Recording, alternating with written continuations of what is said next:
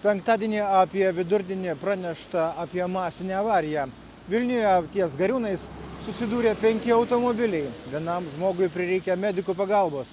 Vilnius Gariūnai, Oslo gatvė, važiuojant Kauno link. Masinė avarija, dalyvauja 5 mašinos. Įvykis kažkur apie 1:30 buvo pranešimas ir dėl to yra susidariusios didžiulės spūstis. Pagal navigaciją, Waze programėlę matyti, kad net nuo vakarinio aplinkelio prasideda spūstis, o jeigu važiuojant nuo Savanorių, tai irgi kažkur ten nuo Lazdynų jau kemšasi Oslo gatvė.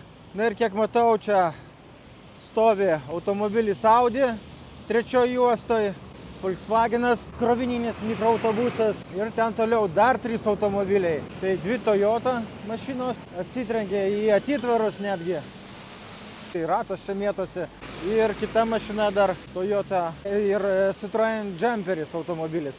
Žodžiu, 2 eismo juostos, 3 ir 2 yra užkimštos. Dėl to milžiniškos spūstis ir paprastą dieną, kai normalus eismas, čia visada būna labai daug mašinų, irgi kamščiai, o kai 2 eismo juostos blokuojamos, tai tie kamščiai pasidaro gerokai didesni. Buvo pranešta apie sužeistą žmogų, nukentėjo apie 50 metų vyras, greičiausiai vairuotojas. Jis prieš kelias minutės greičiausiai nuvežtas į ligoninę, nes išvažiavo automobilis greitosios pagalbos, kuris čia stovėjo su švyturėliais.